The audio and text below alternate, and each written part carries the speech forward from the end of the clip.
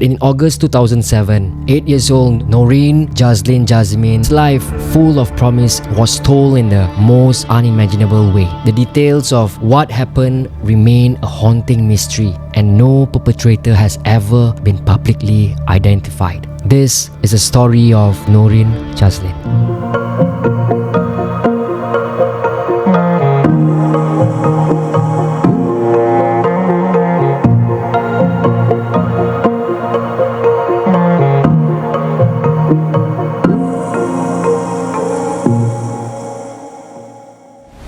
Malaysia is a country known for its vibrant streets, close-knit communities, and a sense of safety that many take for granted.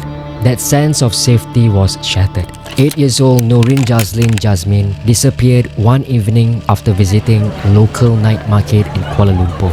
Noreen Jazlyn Jasmine was born on September 11, 1999, and by 2007, she lived with her parents in Wangsa Maju, Kuala Lumpur. Her father, Jasmine Abdul Jalil, worked as a taxi driver, while her mother, Norazian Bistaman, cared for the family at home. Neighbors described her as polite, soft-spoken, and playful. Yet, even within the ordinary life, there were vulnerabilities. Noreen suffered from hypertension and kidney problems, conditions that required daily medication.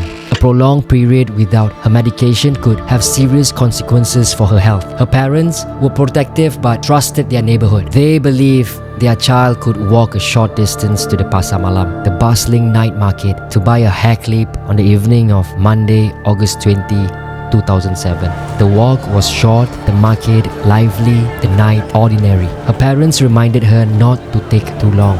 That was the last time Noreen was seen alive. By 9 p.m., when she did not return home, panic set in. Her father searched the area, spoke to stall vendors, and called neighbors. Hours turned into a sleepless night, and by morning, a missing person report was filed. Flyers were printed, appeals made on televisions, and volunteers joined the search. Days turned into weeks. Malaysia watched in growing fear and sorrow. But despite every effort, there was no sign of Noreen. 28 days later, the nation's worst nightmare was confirmed. On the morning of Monday, 17 September 2007, a supervisor at a shop lot in PJS1, Petaling Jaya, noticed a sports bag left outside the premises, thinking it looked out of place. When the bag was opened, inside was the body of a young girl.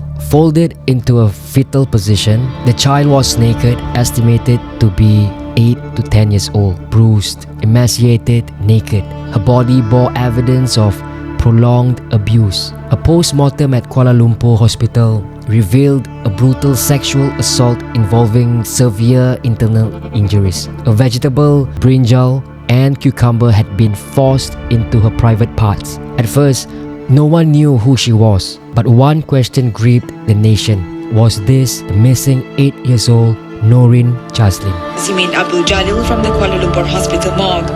Jasmine arrived with his relatives around 10 a.m. and the body was released an hour later. The grief-stricken Jasmine had to be calmed by his family members. The father on Thursday said he doubted the body was that of his daughters. Her father, Jasmine, initially could not believe it. Her swollen face and altered appearance made identification difficult. DNA tests confirmed the unthinkable. The child was indeed Noreen Jazlyn Jasmine. The revelation left a nation in shock, hope extinguished. Noreen's body was laid to rest on 20 September 2007. Before Friday prayer started, the parents of the innocent victim kissed their daughter for the final time. After the funeral rites, the madrasa's Imam Zahari Abdullah was so deeply touched, even he shed tears while reciting prayers for the girl. Noreen Jazlyn's remains were laid to rest at about 2:45 p.m. at the Taman Ibu Kota Muslim Cemetery. Thousands mourned, the story spreading beyond family grief to national tragedy. With the autopsy complete, the police launched a full-scale homicide investigation.